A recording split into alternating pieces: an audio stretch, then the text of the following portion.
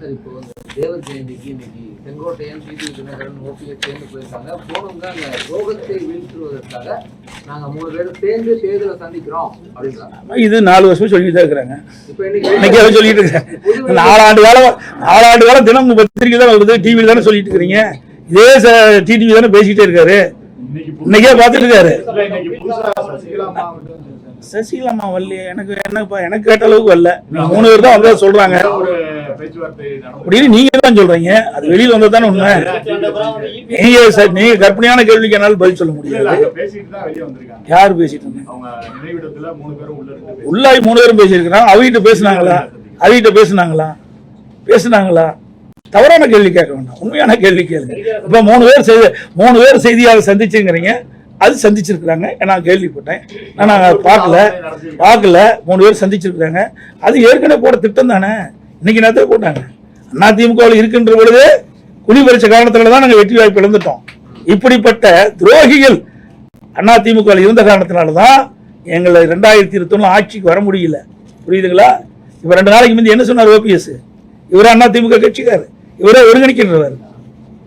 உண்மையான அனைத்து இந்திய அண்ணா திராவிட முன்னேற்ற கழகத்தை மனசுல இருந்து இந்த வார்த்தை வராது. 2 நாளைக்கு முந்தி சொன்னார்ல, அண்ணா திமுக ஆட்சிக்கு வரும்னு சொன்னார். இவர் எப்படி போய் ஒன்றாக இணைய முடியும்? இதெல்லாம் திமுக பிடிஎம் இருந்து செயல்படும். அதிமுக உண்மையான அம்மா தொண்டர்கள்லாம் ஒன்றிணையலாட்டினா திமுக வந்துரும் அப்படின்னு தான் சொன்னேன். திமுக வந்துரும் நான் சொல்லல. நீங்க தாங்க பத்திரிகையில போட்டீங்க. அவ்வளவு பத்திரிகை செய்தி அதெல்லாம் நீங்க மாத்தி பேசக்கூடாது. உங்க பத்திரிகை செய்தி நான் வச்சிருக்கிறேன், கையிலேயே எல்லாம் வச்சிருக்கிறேன். பத்திரிகை செய்தி, ஊடக செய்தி, அவர் என்ன பேசினாலும் எங்களுக்கு வந்திருக்கு. அதன் அடிப்படையில் தான் நான் அந்த கருத்தை சொல்றேன். அதெல்லாம் இன்னைக்கு தயக்கம்ல இல்லையா? இனிமேல் தான் இருக்கும். ஏற்கனவே நாங்க பதவியில பாருங்க, அண்ணா திமுகவை பொறுத்த வரைக்கும் யார் துரோகம் செஞ்சாலும் சரி, தலைமைக்கு உடைய கருத்தை அவர்கள் முழுமையாக கடைபிடிக்காவிட்டால் யாராக இருந்தாலும் உரிய நடவடிக்கை எடுக்கப்படும். நடவடிக்கை எடுத்துட்டு இருக்கோம். எடப்பாடி திமுக தான் எதிரி, அண்ணா திமுக எதிரி. அது மட்டும் இல்ல, எடப்பாடி திமுக தான் எதிரி எங்களுக்கு, அண்ணா திமுக எதிரி. அவர் எப்படி ஒன்றிணைக்கிறாங்க? யாரை ஒன்றிணைவா? யாரு ஒரே நிமிஷம் யாரை ஒன்றிணைவாங்க? அது சந்திக்கலாம். நீ தான் காட்டிருக்கிற, நாங்க வேண்டாம் சொல்லுவோம். அது அவருடைய விருப்பங்க, அது தனி ஒவ்வொருத்தருடைய விருப்பம். அதை போய் நம்ம ஒருத்தருடைய விருப்பத்தை போய் மாறா நம்ம பேச முடியாது. அது என்ன கருத்து என்ன ஏதுன்னு எங்களுக்கு தெரியாது. சொல்ல புரியுதா? அனைத்து இந்திய அண்ணா திராவிட முன்னேற்ற கழகத்தை புரியுங்க. எத்தனை எட்டப்பர்கள், எத்தனை துரோகிகள் வந்தாலும் வீழ்த்த முடியாது. இது எங்கள் பகுதியில் இருக்குது உண்மையான அனைத்து இந்திய அண்ணா திராவிட முன்னேற்ற கழகம். பொன்மனச்செம்மல் புரட்சித் தலைவர் எம்ஜிஆர் காலத்திலிருந்து இன்று வரை அணி பெறலாமல் இருக்கின்றவர்கள் இங்கே அமர்ந்திருக்கின்றார்கள். அது ஒண்ணு இல்ல, வீணா போனது. அதை பத்தி பேசி என்ன பேச்சு? வேஸ்ட், பேசுறதே வேஸ்ட். கால நேரம் தான் வீண். எதுக்கு பலவீனம் ஆகுது? எப்படி பலவீனம் ஆகுது? யாரு நீங்க சொல்லலாம்? சவுத்துல பலவீனம் யாரு சொன்னது? அதெல்லாம் நீங்களா ஒரு கற்பனை கண்டி பேசாதீங்க. மக்களுடைய மனதுதான், மக்கள் தான். ஊடக நம்பர்களும் பத்திரிகை நம்பர்களும் இதே தூவம் போடிட்டே இருக்கிறீங்க. அதிமுக பலவனம் சார். அதுக்கு முந்தி 10 ஆண்டு திமுக இருந்தா அப்ப என்ன பண்ணீங்க சார்? 2011 2021 வரைக்கும் அதை பத்தி ஏதாவது பேசுறீங்களா?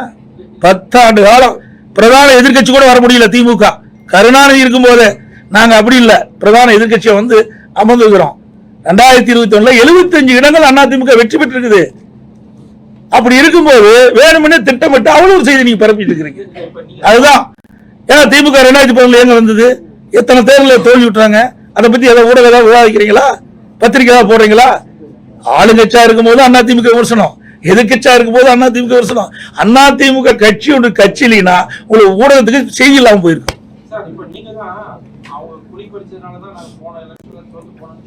ஆமா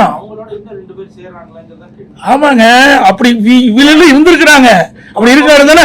ஆமாங்க, அப்படி இருக்காரு தானே? சொங்காட்டையெல்லாம் அப்படி இருக்காரு தானே? நாங்க ஜெயிக்க முடியல. அந்தியூர்ல ஏன் ஜெயிக்க முடியல? அதெல்லாம் அதிமுக கோட்டைங்க. சேவலே ஜெயிச்சது அதிமுக.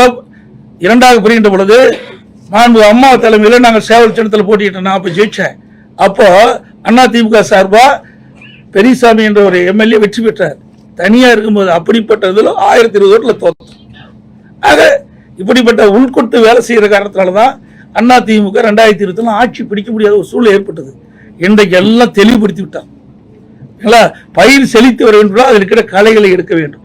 களைகள் எடுக்கப்பட்டது, பயிர் செழித்து வளரும், நல்ல விளைச்சல் கொடுக்கும். அதிமுக அடுத்த ஆட்சி அமைக்கும். சார் நீங்க அதெல்லாம் ஏன் சார் கேட்கல சார்? அதெல்லாம் உட்கட்சி, அதெல்லாம் வரும். எந்த நேரத்தில் எப்படி வருமோ வரும். எந்த கேள்வி அதை கேள்வி இப்படி நீக்க முடியுமா, பண்ண முடியுமா, அதெல்லாம் டைரக்டா கொடுக்க முடியாது. ஒரு கட்சி எப்படி முறையா செயல்படுமோ அது முறையா செயல்படும்.